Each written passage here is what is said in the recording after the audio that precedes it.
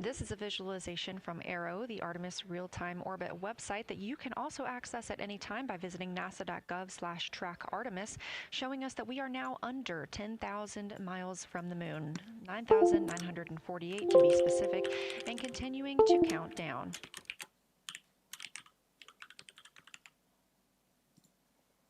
Again, our closest approach to the moon today should come about 6:02 p.m. Central, 7:02 p.m. Eastern. However, we will be out of contact with the crew at this time as they begin transiting behind the moon.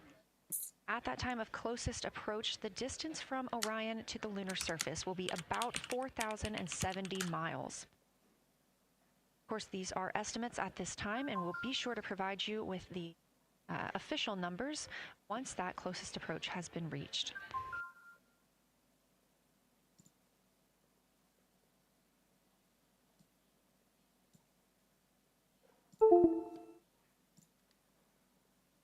This shot live inside the Orion spacecraft, where our 4 crew members are continuing with their lunar flyby activities.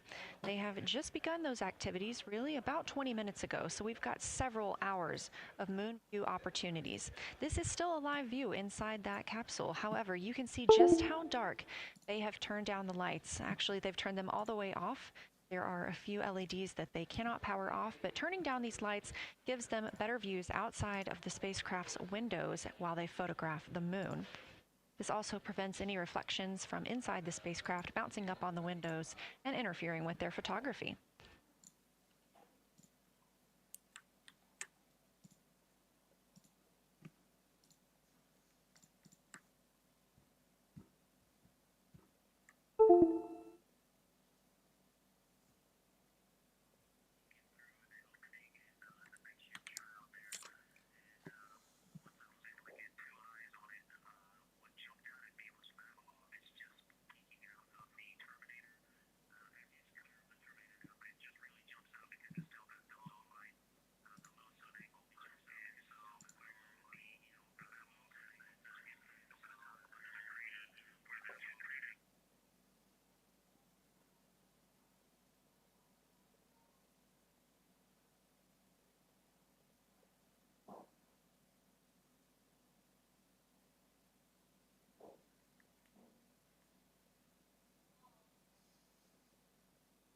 As we were previously discussing, the crew members are serving on teams, the first team being Commander Reed Wiseman and Mission Specialist Jeremy Hansen at the windows photographing what they see. We heard reports earlier that they could see both the moon and the Earth in the same view, and we are looking forward to seeing the moon and the Earth in the same view as well.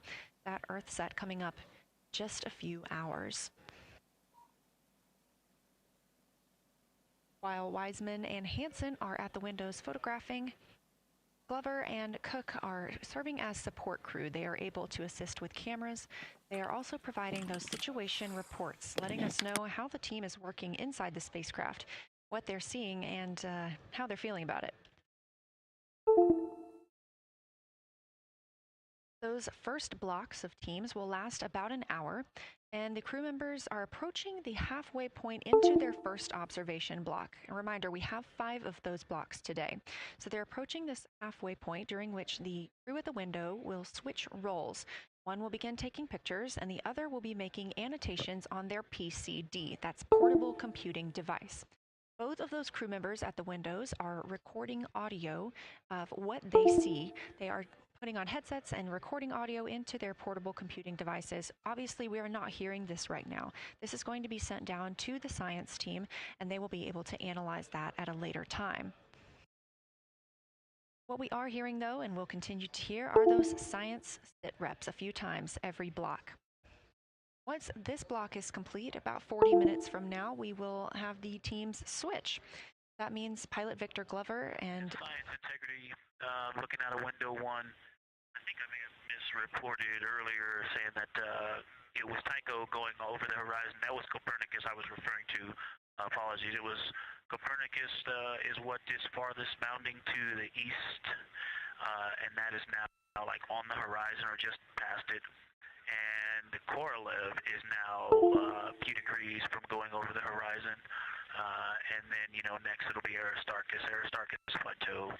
And so on the west, we are getting a much better view of the terminator. It looks like we have about 80% illumination of the moon. And Vavilov and one Vavilov diameter to the west is where the terminator is right now. And so other features are starting to peek out there. The center of the illuminated part of the moon is to the lower part is Oriental, and just around Oriental, a lot of light structure is starting to show up. A lot of high albedo, similar to the feature, I cannot remember, Burgess Alpha and Aristarchus type high albedo in the ring. So when you look at the interior ring and the external ring, it's almost as if the edges are starting to dry up and turn white. If it was something that was wet and got dry, the edges would be the part to dry first. You just kind of outline all the topography in the interior of that wall is like it was dusted with chalk or is starting to dry, or maybe dusted with snow. If this was the Earth, I would say there was snow dumped on some of the ridges on the interior of the rings of Oriental. Also, an interesting part of the discussion that I heard between Reed and Jeremy is that from Glishko to Grimaldi, there are two dark features there that look like commas, but in the wrong direction. But there's also a lot of interestingness, just a lot of geometry and squiggles and dots and lines that are starting to stand out as more small features come into view. And there also is a lot of variation in albedo. In some of those, the two dark features, for example, have on the southern edge of the larger one, the one that's further to the south, there's a very dark, the one albedo, like the southern and western part of Grimaldi. And the one to the north, closer to Glishko, is also that same dark albedo. And then around them, there are some very high albedo spots just to the north of the southern one, and just to the west of the smaller one to the north. Very high albedo, almost approaching the 10, a 9 or a 10, like Aristarchus.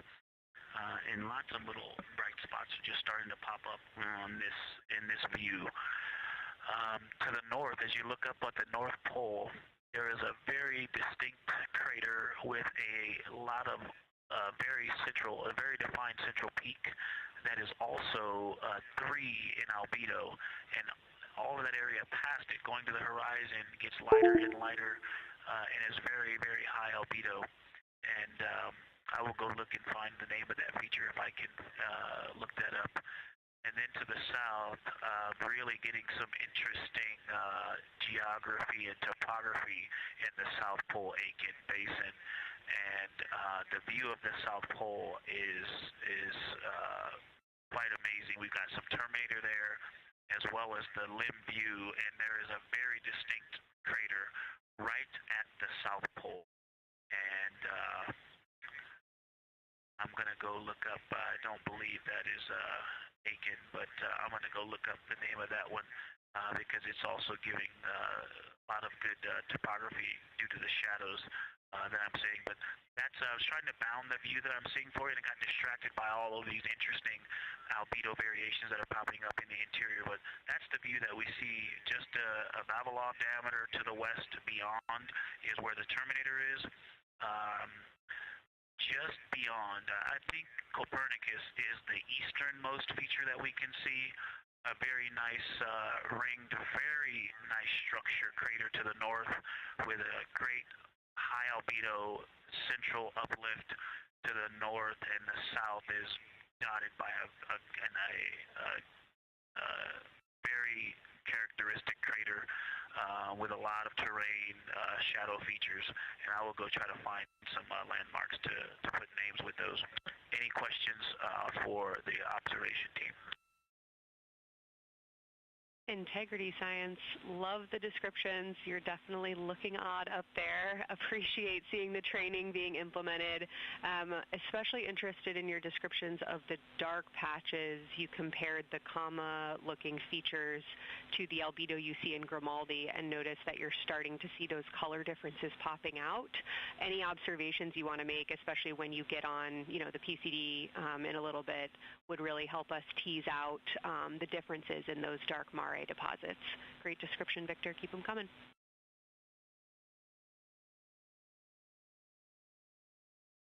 Absolutely will do, and I know you've got descriptions on both of the window observers right now as well. Keep them coming.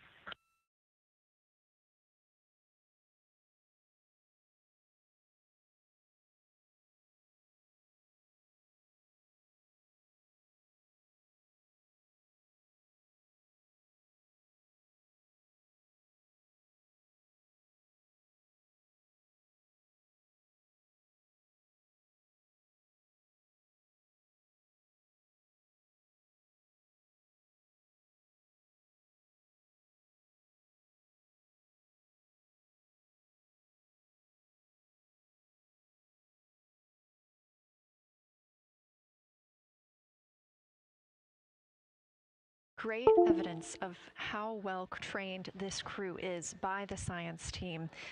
NASA astronaut and pilot of the Artemis II mission, Victor Glover, calling down a situation report, noting several different features on the moon and such descriptions, even saying that it looks like snow on some of the peaks. Obviously, we do not expect that to be snow, but referencing that as some of the lighting on how it looks to the Artemis II crew from their current position.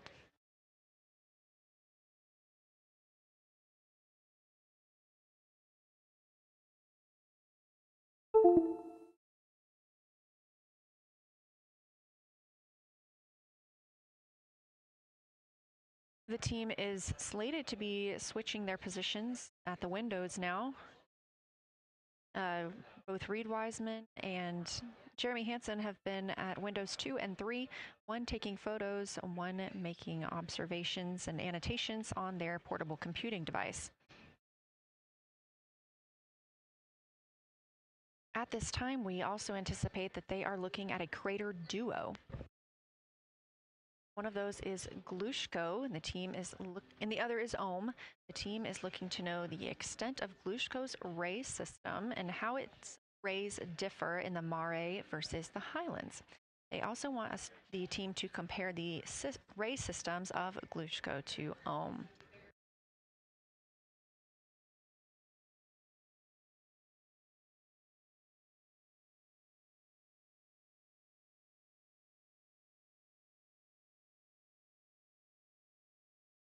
Ohm is considered a young crater.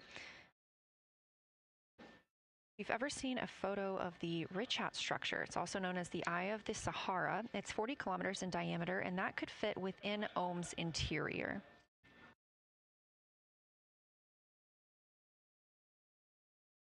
The team is specifically interested in descriptions of that ray visibility, including the color, albedo. Remember, albedo is the brightness or the surface reflection, and the reach.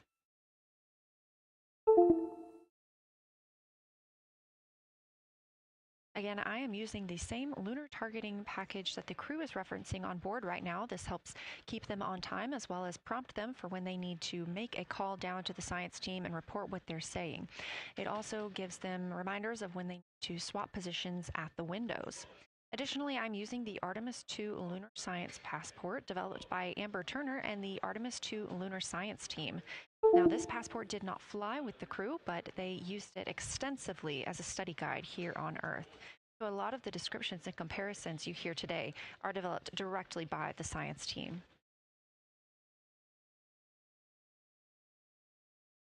We are now 4 days, 20 hours, and 43 minutes. Science, integrity, that crater to the north, that is, it's like we've got one in the north that looks like just a textbook crater and one on the South Pole as well.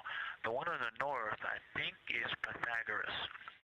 And what I wanted to highlight about that is it is either a very distinct central uplift or just a very defined area of high albedo.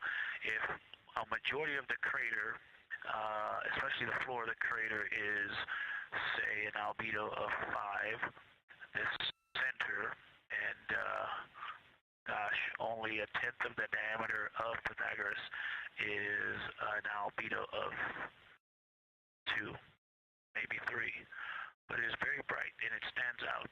And then between that crater and the actual, what is the horizon from here, there seems to be another crater right on the horizon, and right on the edge of that is another patch of that albedo. It seems to be between the two craters. It's hard to tell from this grazing angle, but there is another spot just further north beyond Pythagoras.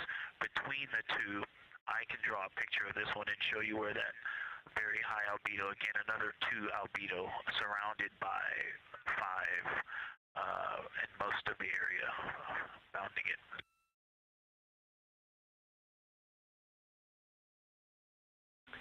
Integrity Science, thanks for that. We agree with the Pythagoras assessment. And as a follow-up to your previous report, the SIR had questions about topography comparisons between the North Pole and the South Pole of the Moon, if you're willing to provide words on that.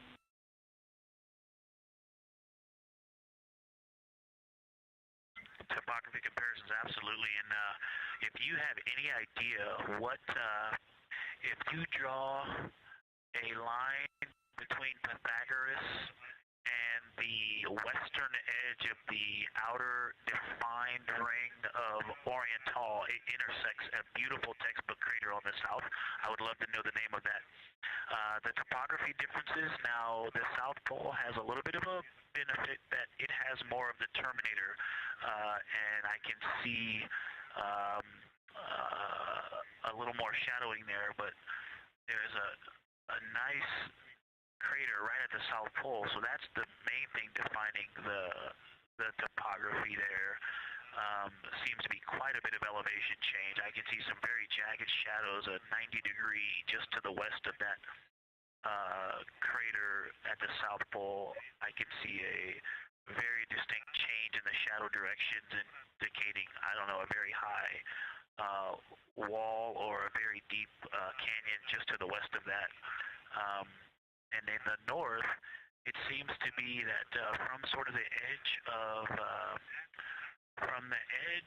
the mare that's dark, which is maybe 1 Pythagoras diameter south, if you draw a ring about that, maybe the top 7 degrees of the moon, and just draw a ring around that, the near side is an albedo of 5 and looks quite smooth from here.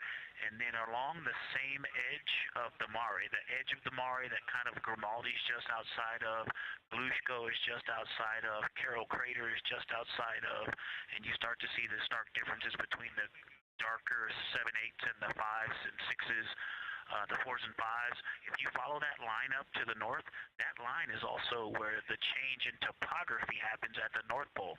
The line defining the light and dark on the edge of the mare that you can see from Earth. Draw that line, roughly the midpoint of all that, straight to the North Pole. And on the side facing the Earth, you see smoother topography and dotted by Pythagoras and its next-door neighbor crater. And then on the far side, you see a lot more cratering and a lot more topography. And again, the far side has the benefit of a little terminator there, but I am seeing a variation in the topography. It seems to be more jagged and a more challenging place to find a place to land and to even traverse in the south. All around the South Pole, and at the North Pole, it would be more challenging to translate on the far side of the North Pole compared to the near side of the North Pole around Pythagoras. Copy all, Victor. You really help paint a contextual picture of what you're looking at. We really appreciate the way that you're guiding us into the areas you're seeing by drawing comparisons between recognizable features. Thanks for that.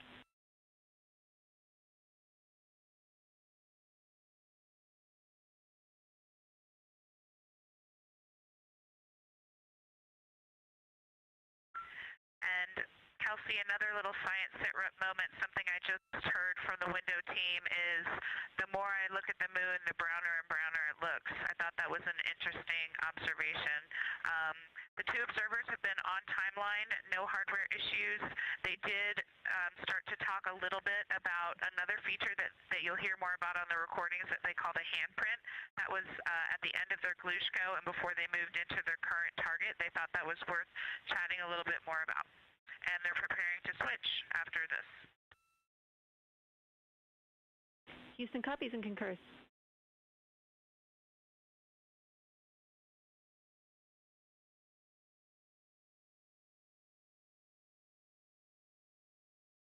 Hey, Houston Science, actually Houston and Science, Integrity, another just observation from the human.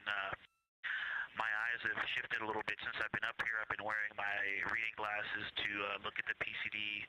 Well, this is a very taxing event on the eyes, looking out the window and seeing the very bright moon and coming back inside to the dark cabin and trying to work cameras and microphones and logistics and lunch and those kinds of things, and then looking at the PCD, which is dimly lit.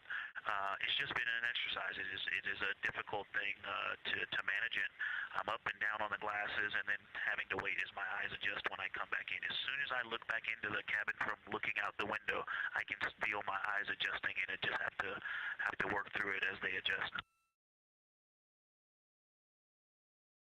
Appreciate that report, Victor, and know that we are prepared to read you up targets from the ground if that would give you the ability to keep your eyes focused on the moon and not having to swap between that and the PCD. Just let us know.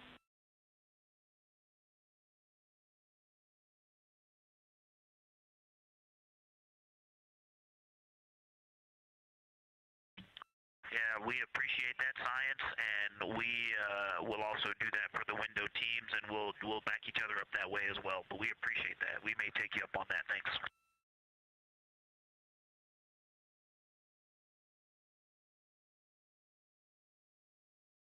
Continued detailed descriptions from the Artemis II crew aboard Orion.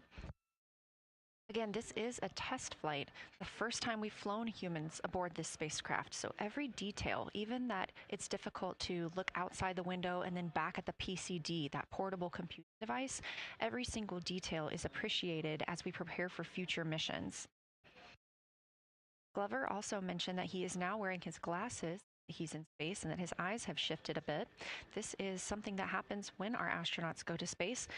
There is a fluid shift from the lower half of your body up into your head, and that can cause changes in your eyes. It's something that we have seen over time for some crew members, especially now that we have been living and working on the International Space Station for over 25 years.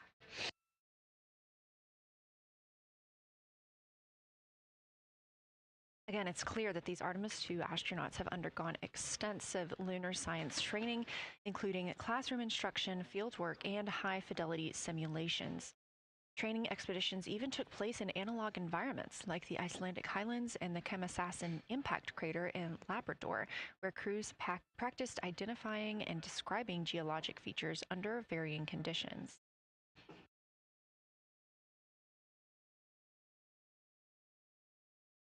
Additionally, here at Johnson Space Center, Orion mock-ups were used to rehearse crew choreography, including three-dimensional space management with an inflatable moon globe to simulate the flyby. And while on Earth, the crew also used that small lunar passport that I mentioned with descriptions, photos, and prompts to help them study the features we hope they'll see. Now, this is a view from their lunar targeting package at this time, helping them determine what they're seeing on the moon, as well as on the left, keep up with what their next target will be. As you can see, we have got a long list and an exciting day ahead of us.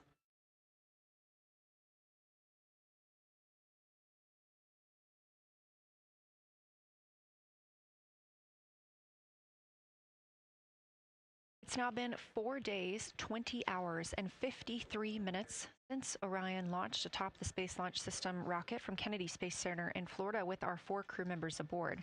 NASA astronauts Wiseman, Victor Glover, and Christina Cook, and Canadian Space Agency astronaut Jeremy Hansen.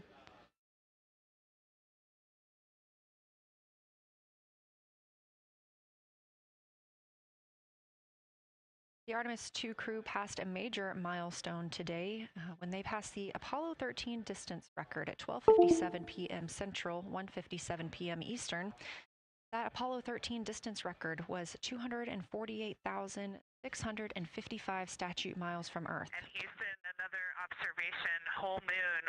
When you look at the moon, something I've never seen in photographs before but is very apparent, all the really bright new craters. Some of them are super tiny. Most of them are pretty small. There's a couple that really stand out, obviously. And what it really looks like is like a lampshade with tiny pinprick holes and the light shining through. They are so bright compared to the rest of the moon. We copy, Christina. Thank you. Looks like you guys might be doing it, but remind you to swap positions at the window and take your SD cards with you. We're loving everything that you're calling down, so keep it up.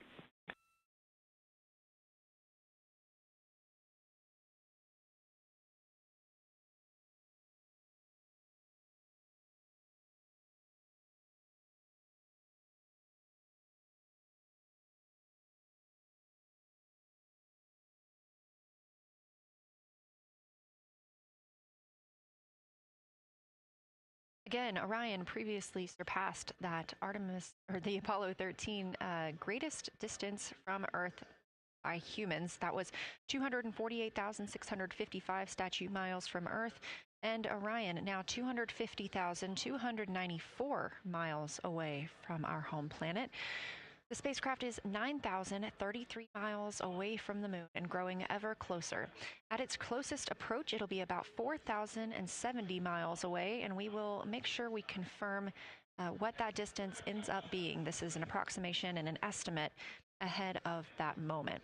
We're anticipating them to make that closest approach at 6:02 p.m. Central, 7:02 Eastern, when they are in a loss of signal, transiting behind the moon. They will be the first humans in over 50 years to fly behind the moon and lose contact with Earth. We will regain that contact about 40 minutes later as they reconnect to the Deep Space Network, emerging from behind the moon, and we will look forward to seeing an Earthrise.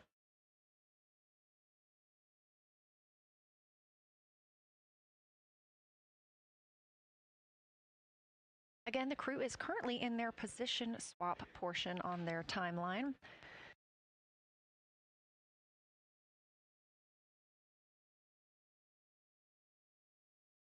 This allows crew members the opportunity and the experience of all roles necessary during today's flyby. Right now, those two crew members at the window have swap positions.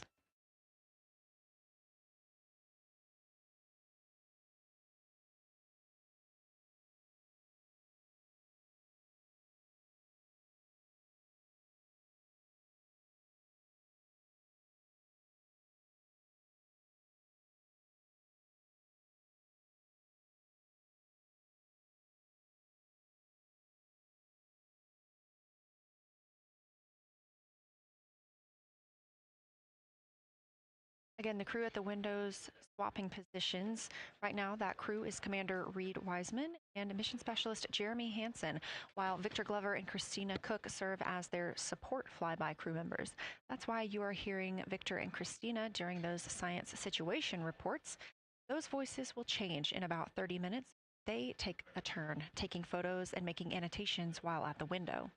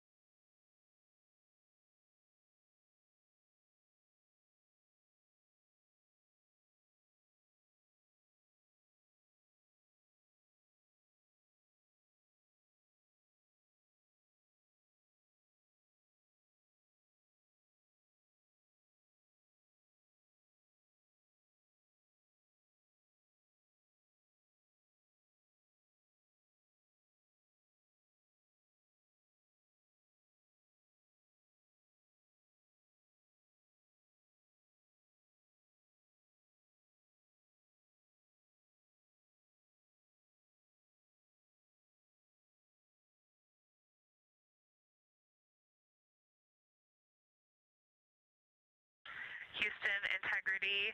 I wanted to provide an observation or a little bit of descriptive nature on something that we saw on the first day we had good moon views. This was when we saw more of the near side, and the ground helped me out with identifying Mare Imbrium. Mare Imbrium, when you have the western limb also in view, looks completely different than the normal view we have of the near side. It is the most striking feature of the western limb view that we had, and the mountain chains that form its eastern side are very prominent, but they actually stand out more than I'm used to seeing even on the western side, and the whole thing just feels like a big bump. It actually looks like a large healing wound with a high albedo forming the mountain chain around the impact basin. And I just don't think I had enough chance to describe how striking it was on that western limb view as we were coming in a couple days ago. Christina, science, absolutely love that, especially since that's a feature that all of us here on Earth can observe from home. So I'm sure tonight everyone's going to be going out and looking for evidence of that beautiful topography you just said. Thanks for those words.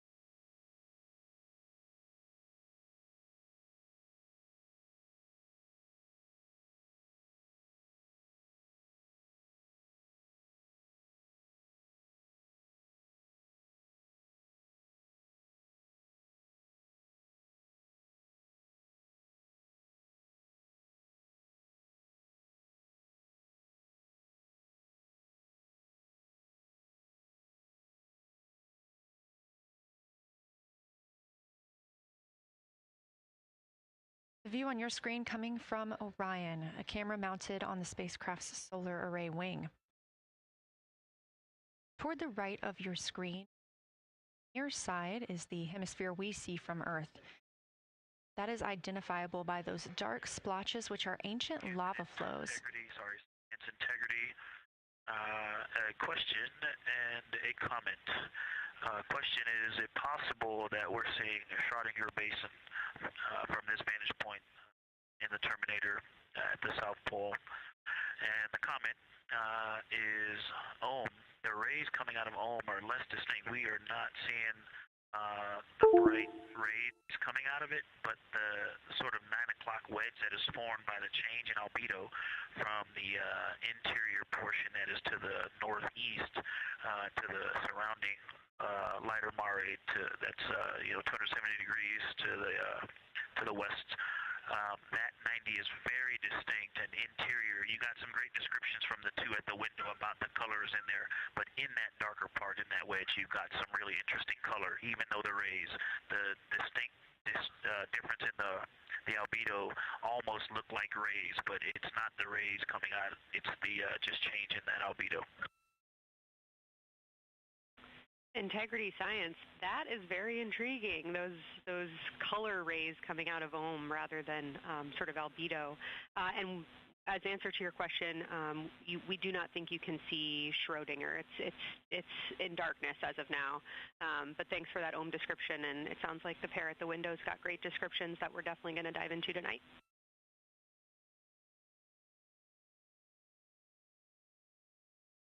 Okay. If you could help me, I would still love to know what it is. There's a very nice crater. You're going to likely have a lot of pictures of it. What would be right in the Terminator at the South Pole or close to the South Pole, where it's intersecting the Terminator right now?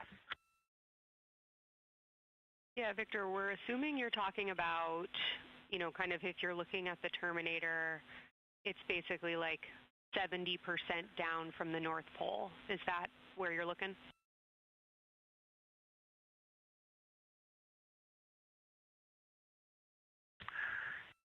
Contact, yes, that is where I'm looking.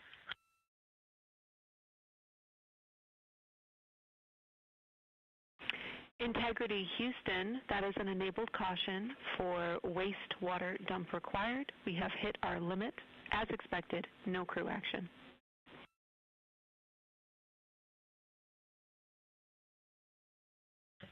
Copy, no crew action.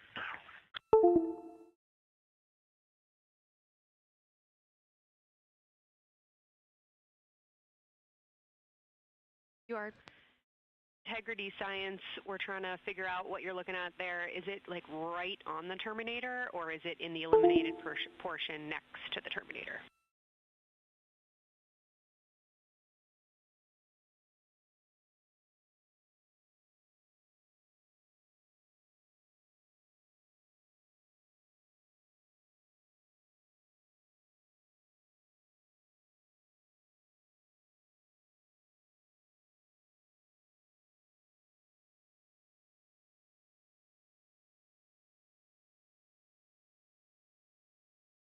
While we wait for a response from the crew, the Terminator is that difference between day and night, or brightness and darkness, that you see on the moon.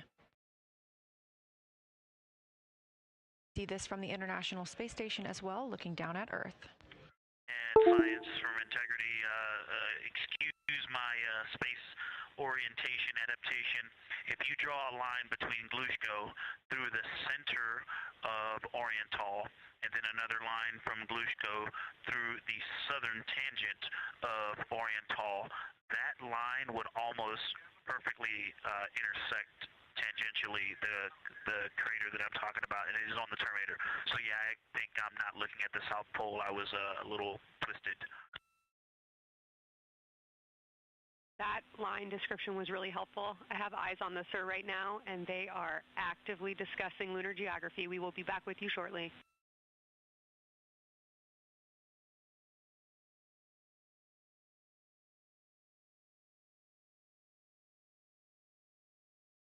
You're hearing a couple of voices today in Mission Control Houston. One of those is Dr. Kelsey Young. In science, we believe that's Zeeman crater.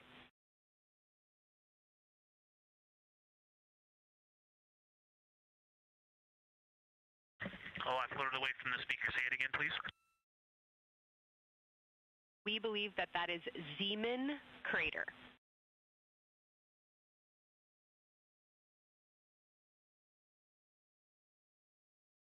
Zeeman. Okay, and can you say the first letter? I may be pronouncing that wrong. What's the first letter of that word? Zulu. It's Zeeman.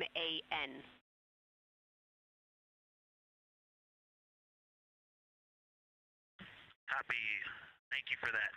Yes, we've got a great view of that. And when I went back to the window just now, the view has completely changed. Our trajectory is taking us to a new view, and I'm looking more into Babalov. I've got a nice, great view into Babalov. I'm actually away from the window right now, so I'm going to go try to give you some bounding words on the view that we're seeing. I've got to get back to a window in a minute. Understood, Victor. You're defining new views of the moon in more ways than one.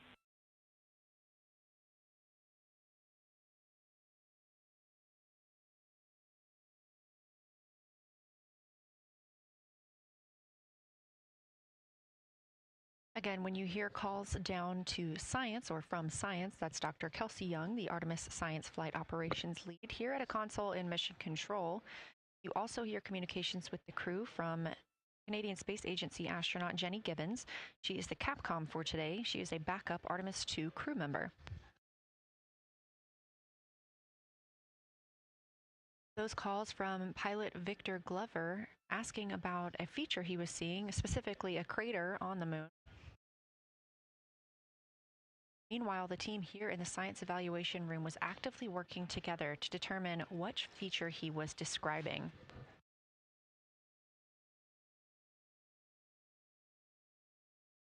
The teams at the window have continued to move through their targets, including Ohm, Aristarchus Plateau, Reiner Gamma, and we are preparing for the cabin and window teams to swap. That's when we'll hear more from Reed Wiseman and Jeremy Hansen when they take on these support roles, while Christina Cook and Victor Glover are at the windows photographing and annotating.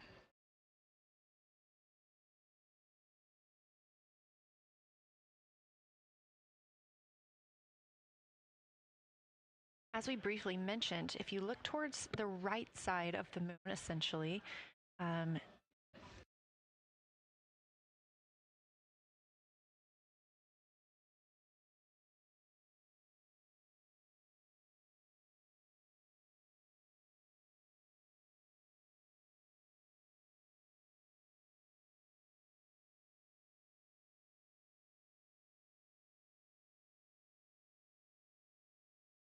this live view coming from a camera outside the Orion spacecraft, and if you look on the right side of the moon where you see those dark patches. Wow, yeah, I wish I had some more time to just sit here and describe what I'm seeing, but the Terminator right now is just fantastic. It is the most rugged that I've seen it. From a lighting perspective, there are little islands. There are islands of terrain out there that are completely surrounded by darkness, which indicates some real variation in terrain. Up to the north, there is a very nice double crater. It looks like a snowman sitting there, you know, in the 5-10 degrees below the pole in the Terminator. And then on the southern edge, there's almost like a hole. Looks like a hole, and it's the diameter of Vavilov size, just blackness, and then a wall of bright, and then it goes back to the black beyond the Terminator. So there's just, it looks like there's just a gigantic hole right there. 1 Vavilov diameter east of the Terminator, and as you go south, the Terminator is not a nice smooth arc. It's just jagged. There's almost a 110-degree turn in the shadow as opposed to the nice smooth arc, again indicating some really interesting variations, and I'm sure we'll get some photos of that. And then one of the craters further to the south of Vavilov, maybe halfway down to the South Pole, is not only a very, looks like just a deep hole, and then there's like 2 island rays pointing off to the west and north that indicate very high ridges and very deep canyons coming up out of that crater. So again, just some really interesting visual illusions going on with the shadows there. Like I said, there look to be islands out beyond the Terminator, because some of the things, maybe even a Vavilov diameter into the Terminator are catching sunlight on the peaks up to the north and to the south. It's very, very interesting to see. Integrity science, oh my gosh, that was an amazing picture you just painted. I glanced over at the SIR video and I literally saw fist pumps in the air. Those types of observations are things that humans are uniquely able to contribute, and you just really brought us along with you, so thanks for that.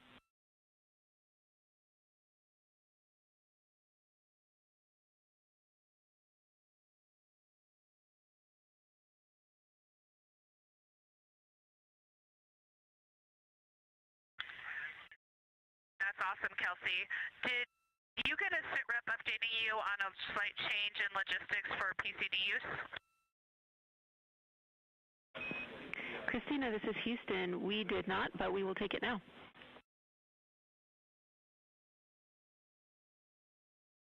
We slightly changed the PCD plan for the window observers. The 2 window observers kept their PCD. So in other words, the one at window 2 went to window 3, and the one at window 3 went to window 2 when they swapped rather than staying at the window. We'll plan on all observers keeping the same PCD for all observations. Copy, Christina. That makes sense to us, and good plan. We are coming up here on a cabin and window team swap. Let me know when you're ready for a quick vehicle status.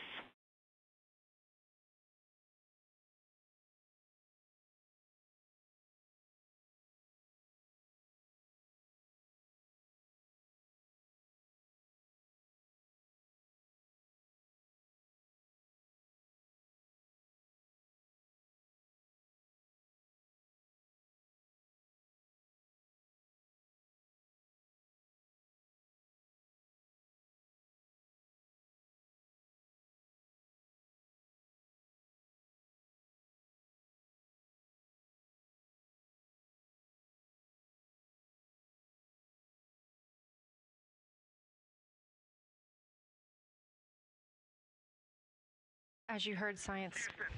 The vehicle system update. Howdy, Reed. We don't have much for you. We just wanted to let you know that toilet right now is no-go for use as we stick with the predetermined limit for now. All crew members, please use CCUs. Otherwise, Orion is looking very good. And you have 15 minutes in this handover time where we expect Victor and Christina to switch to the windows and you and Jeremy to be in the cabin assisting. Let us know if you have any questions.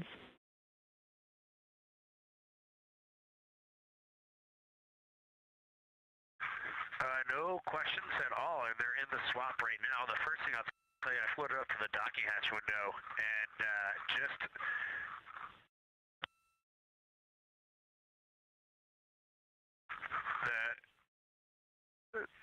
what I'm going to call the Mari around Oriental just looks so different out the docking hatch right now. It's quite a bit darker. It's the same darkness, if not a little darker than Grimaldi. But it's cool after just being in the 400 mil for the last half hour, looking up close. I got pictures of everything Ike was just describing on the Terminator. It really is a fascinating Terminator.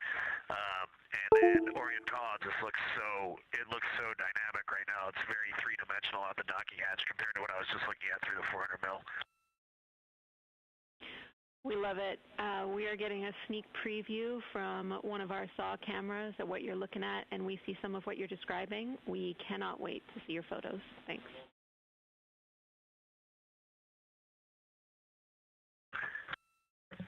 Yeah, Jenny, I wish you had some longer lenses on the solar array so you could see the whole moon, but man, it is, or the up-close moon, not the whole moon, but it is just fascinating here. It's so cool. All right, MPO and Inco, take notes. We want a zoom lens on those saws next time. Thanks, Reed.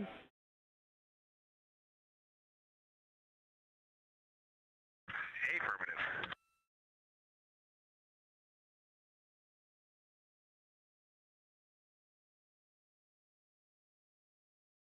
As the crew gets ready to switch positions from the window crew going back to the support crew and the support crew flying up to the windows, this view inside the room, Capcom Jenny Gibbons speaking with the crew, Canadian Space Agency astronaut.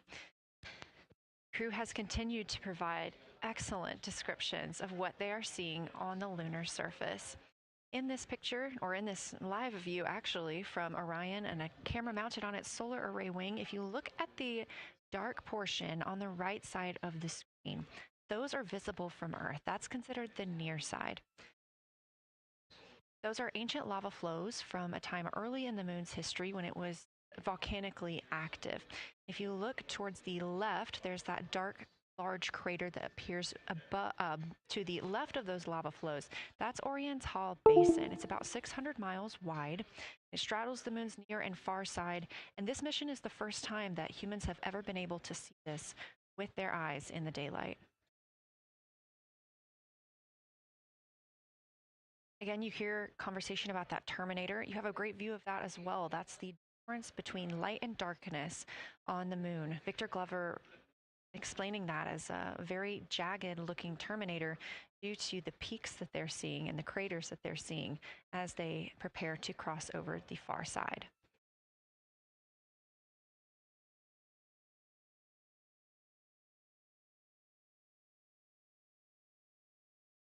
You also heard science officer, the Dr. Kelsey Young, Artemis Science Flight Operations Lead, sharing with Victor Glover that his responses are truly something that only human eyes can discern or provide.